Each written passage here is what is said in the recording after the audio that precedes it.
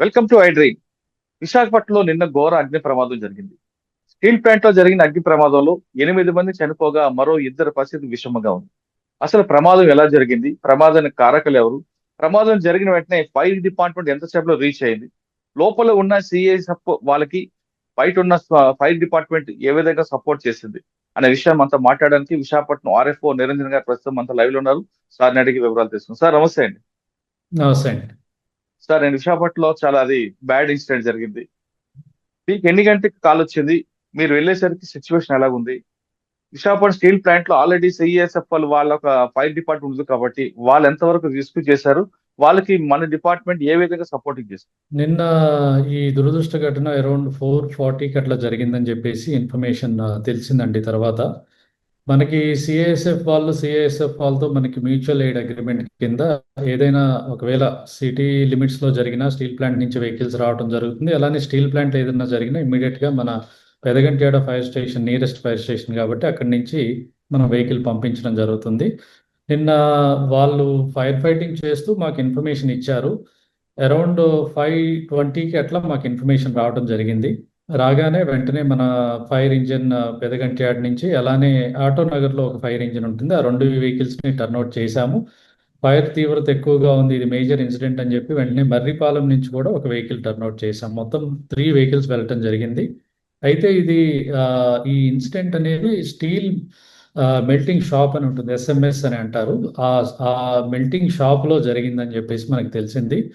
జనరల్గా ఈ ప్రాసెస్లో ఏంటంటే అక్కడ మేము వెళ్ళిన తర్వాత ఫైర్ని కంట్రోల్ చేసి అక్కడ ఉన్నటువంటి సిబ్బందితో మాట్లాడిన తర్వాత మాకు తెలిసింది ఏంటంటే ఇలాంటి చిన్న చిన్న స్కేల్లో ఇన్సిడెంట్స్ అయితే అప్పుడప్పుడు జరుగుతూనే ఉంటాయి అంటే అసలు ఈ ప్రాసెస్లో ఏంటంటే వీళ్ళు రా మెటీరియల్ని మెల్ట్ చేసి బ్లాస్ట్ ఫర్నెస్లో దాన్ని ఇట్లా క్యాస్టింగ్ చేసేంత వరకు ప్రాసెస్లో ఈ మెల్టింగ్ స్టీల్ని తీసుకొని వస్తూ ఉంటారు. తెచ్చి దాన్ని ఒక తొట్టి లాంటి, దాన్ని ల్యాడిల్ అంటారండి, ఆ ల్యాడిల్లో పోయటం జరిగింది.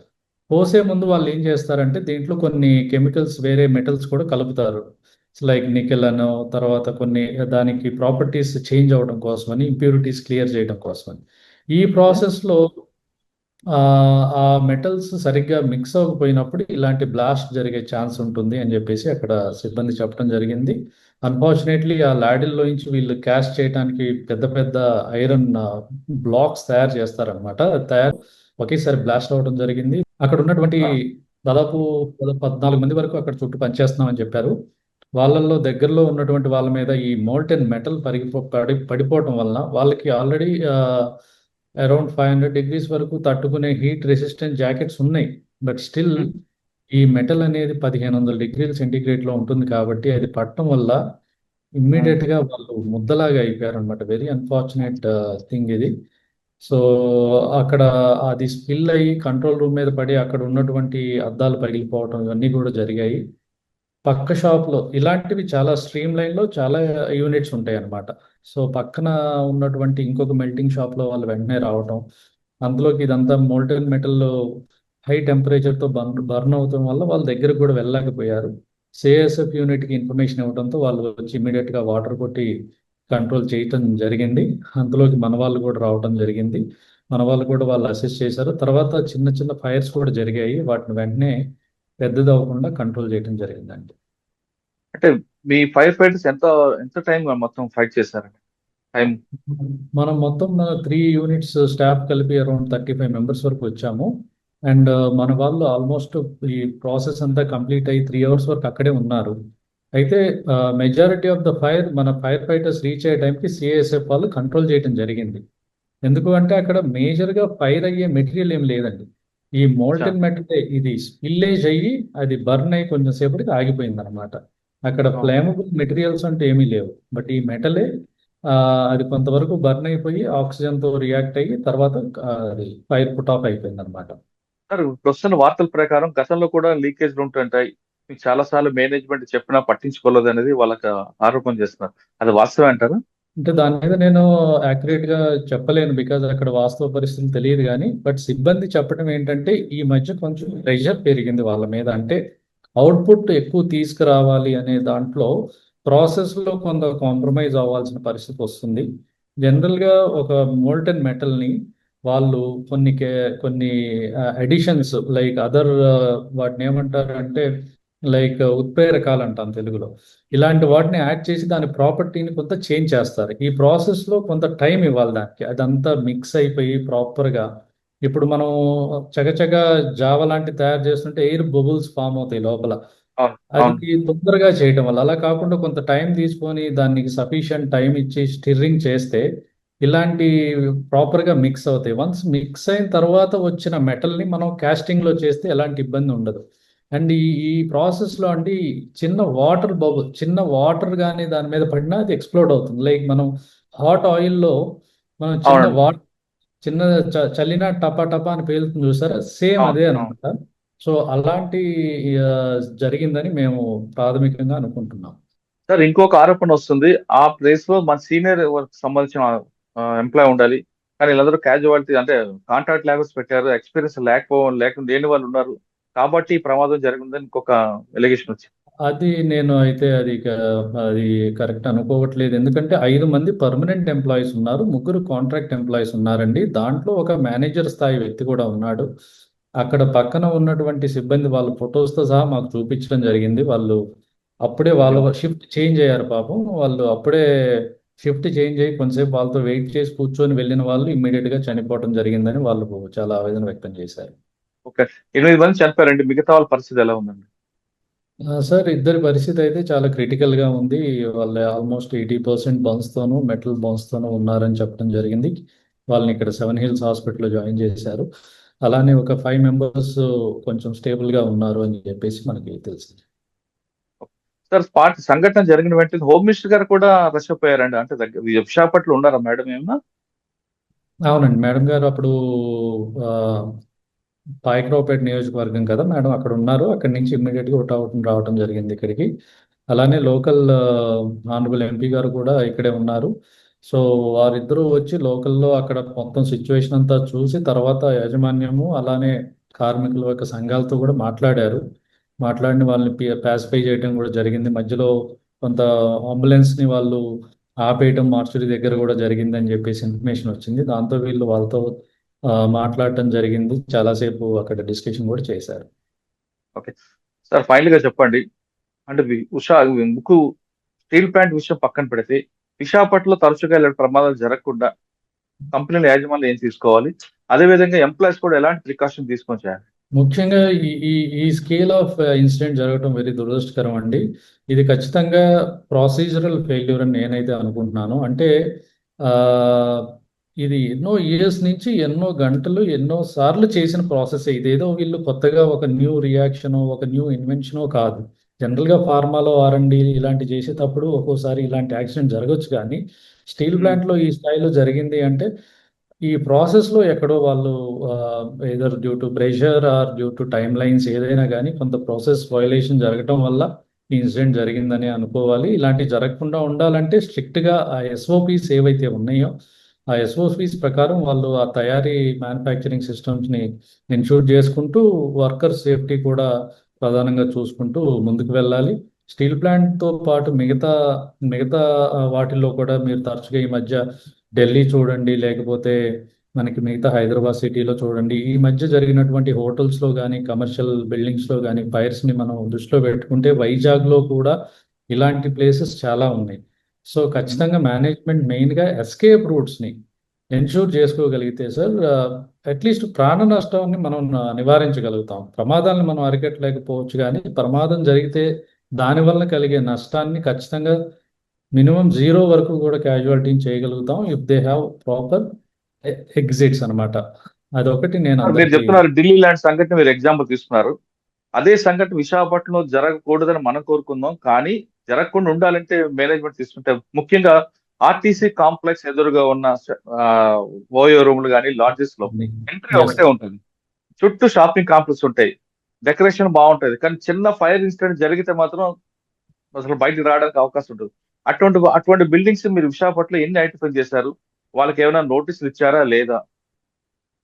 సార్, ఫైర్ విశాఖపట్నంలో వచ్చేసి ప్రికాషన్స్ ఫైర్ ప్రికాషన్స్ లేని బిల్డింగ్స్ ఎన్ని ఉంటాయండి విశాఖపట్నం? విశాఖపట్నంలో సార్ ఇక్కడ ఏంటంటే బిలో 15 మీటర్స్ వరకు ఉన్న బిల్డింగ్ని నాన్ హై రైజ్ బిల్డింగ్ అంటాము. అవి మన ఫైర్ సర్వీస్ యాక్ట్ పర్వ్యూలోకి రావు. సో కాబట్టి వాటికి ఫైర్ నుంచి పర్మిషన్ తీసుకోవాల్సిన మ్యాండేటరీ ప్రొవిజన్ లేదు. కాబట్టి ఓకే. మనం కూడా వెళ్ళి వాళ్ళని మ్యాండేటరీగా ఇన్సిస్ట్ చేసి మీరు ఖచ్చితంగా 2 ఎగ్జిట్లు మెయింటైన్ చేయాలి, ఫైర్ ఎక్విప్మెంట్ పెట్టాలి అని ఇన్సిస్ట్ చేయడానికి మన దగ్గర అథారిటీ లేదు. కానీ అయితే మీరు మనం విశాఖపట్నం విఎంసి ఉంది కదండి, అవును, GVMC municipal sir. Corporation, corporation తో మీరు వాళ్ళతో కొలాబరేషన్ అయ్యి మీరు వాళ్ళకి కలిపి చేయొచ్చు కదండి. ఎస్ మేము బేసికల్గా మా ఫైర్ వింగే జీవీఎంసీలో ఒక ఫైర్ ప్రివెన్షన్ వింగ్ అంటూ ఉంది. వాళ్ళ రోల్ ఏంటంటే బిలో 15 మీటర్స్ వరకు ఉన్న బిల్డింగ్స్ అన్నిటికి కూడా వాళ్ళు ఫైర్ ఇన్స్పెక్షన్ చేసి వాళ్ళు ఫైర్ ప్రివెంటివ్ మెజర్స్ అంటే ఈ ఎక్విప్మెంట్ ఎగ్జిట్స్ ఇవి ఎన్షూర్ చేయాలి. అయితే ఇదంతా కూడా ఏంటంటే యాక్ట్ ప్రొవిజన్లో లేకపోవడం వల్ల, మ్యాండేటరీ ప్రొవిజన్ లేకపోవడం వల్ల వాళ్ళు వాలంటరీగా ఎవరైతే మనం నోటీస్ ఇచ్చి వాళ్ళని ఇది చేయడం వల్ల తీసుకుంటున్నారు. అలా డ్రైవ్ చేసి ఆల్మోస్ట్ మనకి విశాఖపట్నంలో ఒక 100 హోటల్స్ వరకు కూడా ఈ చుట్టుపక్కల ఉన్న హోటల్స్లో ఫైర్ ఎక్విప్మెంట్ పెట్టించి అక్కడ ఫైర్ సేఫ్టీ మెజర్స్ని ఎన్షూర్ చేయడం జరుగుతుంది సార్. కానీ మేజర్ సమస్య ఎక్కడ వస్తుందంటే మేనేజ్మెంట్ ఆ ఎగ్జిట్స్ని క్లోజ్ చేయటం. అంటే ఇప్పుడు ఎమర్జెన్సీ ఎగ్జిట్ ఏదైతే దీనికోసం ఫైర్ ఎమర్జెన్సీ కోసం మనం పెట్టామో వాటిని వాళ్ళు సేఫ్టీ పాయింట్ ఆఫ్ వ్యూలో, అంటే ఏదైనా సెక్యూరిటీ ఎవరన్నా వస్తారో ఆ రూట్లో వచ్చి ఏదన్నా దొంగిలిస్తారు, ఈ టైప్లో ఏంటంటే ఈ ఎమర్జెన్సీ ఎగ్జిట్స్ని లాక్ వేసి క్లోజ్ చేస్తున్నారు. ఎమర్జెన్సీ లాక్ టైంలో క్లోజ్ చేయడం ఒకటే కాకుండా వాళ్ళు స్టోర్ రూమ్ లాగా వాడుతుంటారండి. ఎగ్జాక్ట్లీ సార్, ఆ స్టేర్ కేస్లోనే మెటీరియల్ అంతా డంప్ చేయడం వేస్ట్ మెటీరియల్ అంతా అక్కడే ఉంటుందండి. పెడుతున్నారు. దానివల్ల ఈజీగా ఫైర్ అవటానికి కారణం అవి. అలానే ఏదైనా ఫైర్ జరిగితే జనాలు బయటకు వెళ్ళలేని పరిస్థితి కూడా. దీని గురించి స్పెషల్ డ్రైవ్ చేయాల్సిన అవసరం ఉంది సార్. మేము రెసిడెన్షియల్ అపార్ట్మెంట్స్లో ఇప్పుడు స్పెషల్ డ్రైవ్ చేస్తున్నాము మా డీజీ గారి ఇన్స్ట్రక్షన్స్ ప్రకారం. అలానే మేము ఇండస్ట్రీస్ ఏవైతే వైజాగ్, అలానే అనకాపల్లి, శ్రీకాకుళం, విజయనగరం మా జోన్లో ఉన్నటువంటి అన్ని జిల్లాల్లో కూడా ఇండస్ట్రీ స్పెషల్ డ్రైవ్ చేస్తున్నాం. ఆల్మోస్ట్ 50% మనం ఇండస్ట్రీస్ ఇన్స్పెక్షన్ చేయడం జరిగింది. మీరు చెప్పినట్లుగా హోటల్స్ కూడా ఒక డ్రైవ్ చేయాల్సిన నెసెసిటీ అయితే ఉంది సార్.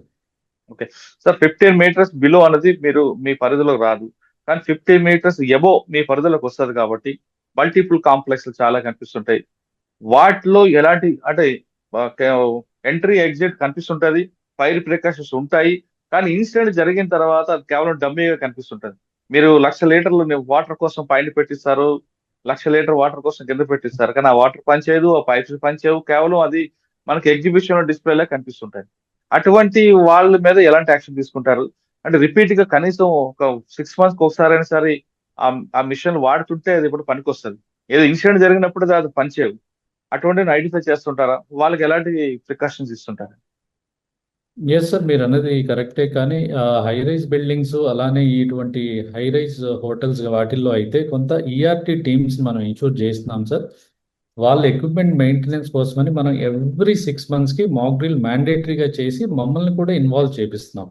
దాంతోపాటు ఏంటంటే సార్, మేము తీసుకున్న ఒక ఇనిషియేటివ్ 3 days ట్రైనింగ్ ప్రోగ్రామ్. అంటే ఇలాంటి ఎవరైతే వీళ్ళు మ్యాండేటరీగా ఫైర్ డిపార్ట్మెంట్ నుంచి ఎన్ఓసి కూడా తీసుకోవాలో, బికాజ్ వాళ్ళు 15 మీటర్లు దాటారు కాబట్టి వాళ్ళకి మేము రెన్యువల్ ఎన్ఓసి చేసేటప్పుడు కూడా వాళ్ళ నుంచి మినిమం 3 to 4 members మా దగ్గర ట్రైన్ చేయిస్తున్నాం.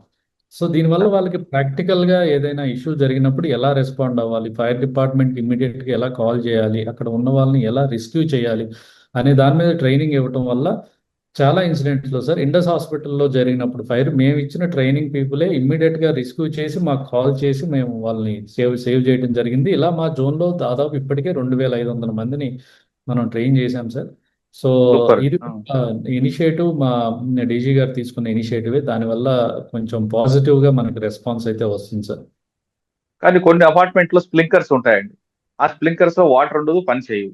అదే విధంగా అపార్ట్మెంట్ పేరుకి మాత్రమే ఫైర్ ప్రికాషన్స్ ఉంటాయి, అవి కూడా వాడరు. ఇటువంటి ఐడెంటిఫై చేసి ప్రమాదం జరిగిన తర్వాత బాధపడడం కన్నా ముందే వాళ్ళకి హెచ్చరిస్తున్నారేమన్నా? అవును సార్, ఇప్పుడు అందుకనే హై రైజ్ అపార్ట్మెంట్స్ మాకు ఇక్కడ బీచ్ రోడ్లో ఒక అపార్ట్మెంట్లో ఫైర్ జరిగింది సార్. జరగటం వల్ల లక్కీగా ఎవరూ చనిపోలేదు, కానీ ఆల్మోస్ట్ ఒక లేడీ స్మోక్లో స్పృహ కోల్పోయే పరిస్థితి ఏర్పడింది. అది హై రైజ్ అపార్ట్మెంట్. దాని తర్వాత మేము ఒక డ్రైవ్ కండక్ట్ చేయడం జరిగింది. ఇక్కడ సిపి గారు కూడా మాకు ఇన్స్ట్రక్షన్స్ ఇచ్చారు, మీరు హై రైజ్ అపార్ట్మెంట్స్ని మీరు చెప్పినట్లుగా మెయిన్ గా high rise apartments first builders construct చేసినప్పుడు ఎక్విప్మెంట్ అంతా పెడుతున్నారు సార్. సో అదంతా ఉమ్, కండిషన్ లో ఉంటుంది. తర్వాత అది హ్యాండ్ ఓవర్ చేస్తారు మేనేజ్మెంట్ అంటే అసోసియేషన్స్ కి వీటికి. ఉమ్, చేసిన తర్వాత ఆ ఎక్విప్మెంట్ మెయింటెనెన్స్ అనేది బిగ్ ఛాలెంజ్ అయిపోతుంది. అది ఎక్స్పెన్సివ్ అవును, అవుతుంది. దానివల్ల దాన్ని మెయింటైన్ చేయాల్సిన ఇబ్బంది, ఒక డెడికేటెడ్ స్టాఫ్ ని ఒక ముగ్గురు నలుగురిని పెట్టుకోవాల్సిన పరిస్థితి ఉంది. అక్కడే అవును, ఇష్యూ అవుతుంది. మేము ఈ డ్రైవ్ చేయటం వల్ల చాలా విషయాలు మాకు తెలియటం, వెంటనే వాళ్ళకి నోటీస్ ఇవ్వటం, మీరు కండిషన్లో పెట్టుకోండి అనటం, వాళ్ళకి 5 years ఎన్ఓసి ఇస్తాం సార్. సో ఈ ఉమ్, ఫ్రీక్వెంట్ చెక్ చేయకపోవడం వల్ల ఏమవుతుందంటే వాళ్ళు జనరల్గా మళ్ళీ ఎన్ఓసి వచ్చేదాకా వాళ్ళు దాని గురించి పెద్దగా అవును, పట్టించుకోరు. And correct. రీసెంట్ గా ఇంకొక మేజర్ ఛాలెంజ్ మనం ఫేస్ చేస్తుంది ఏంటంటే electrical safety sir. EV vehicles పెరిగిపోతుంది. సో ఈవీ వెహికల్స్ మీద కూడా కరెక్ట్ గైడ్ లైన్స్ కూడా ఇంకా రాలేదు. కొన్ని స్టేట్స్ లో అయితే బేస్మెంట్స్ లో అసలు ఈవీ వెహికల్స్ పార్కింగ్ చేయొద్దని కూడా ఇన్స్ట్రక్షన్స్ ఇచ్చారు. సో దీని మీద కూడా మేము స్టడీస్ చేస్తున్నాము, గైడ్ లైన్స్ ఫ్రేమ్ చేస్తున్నాము. అందరికీ కూడా దీనికి సంబంధించి కూడా మనం డైరెక్షన్స్ ఇవ్వాల్సి ఉంటుంది సార్. ఓకే. సార్, ఇవన్నీ పక్కన పెడితే ఫస్ట్ బేసిక్ తీసుకుందాం. ప్రతి అపార్ట్మెంట్ లో ప్రతి ఇంట్లో ఒక బాంబు ఉంటుంది. అది వంటగదిలో. అసలు ముందు పొద్దున్న లెగ్గానే స్విచ్ చేస్తారు, ఒక్కోసారి బ్లాస్ట్ అవుతుంది. తర్వాత ఫ్రిడ్జ్ పక్కనే గ్యాస్ సిలిండర్ పెడతారు, ప్రాబ్లం వస్తుంది. గ్యాస్ సిలిండర్ పెట్టిన గ్యాస్ బయటికి లీక్ అయినా రాకుండా ఉండడానికి దాని కంప్లీట్ కప్బోర్డ్ పెడతారు, లీకేజ్ రాకుండా.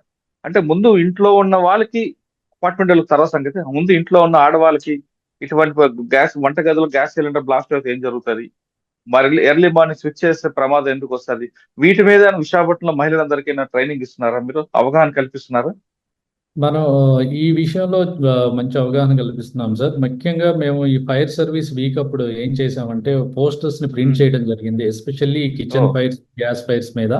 సో ఈ ఉమ్, పోస్టర్స్ అన్నిటిని కూడా అన్ని అపార్ట్మెంట్స్ లో, ఎస్పెషల్లీ లిఫ్ట్స్ లోను, ఎంట్రన్స్ లోను, ఆ, ఎక్కడైతే వీళ్ళు డైలీ దాన్ని వాడతారో ఆ ప్లేసెస్ లో మనం ఈ వీటిని అంటించేసి మ్యాసివ్ గా మనం డ్రైవ్ చేయడం జరిగింది. అలానే కొన్ని వీడియోస్ కూడా తయారు చేయడం జరిగింది సార్. ఈ వీడియోస్ ని మనం సోషల్ మీడియా ద్వారా, అలానే మా వెబ్సైట్ ద్వారా మనం ఉమ్, ప్రజల్లోకి తీసుకెళ్తున్నాము.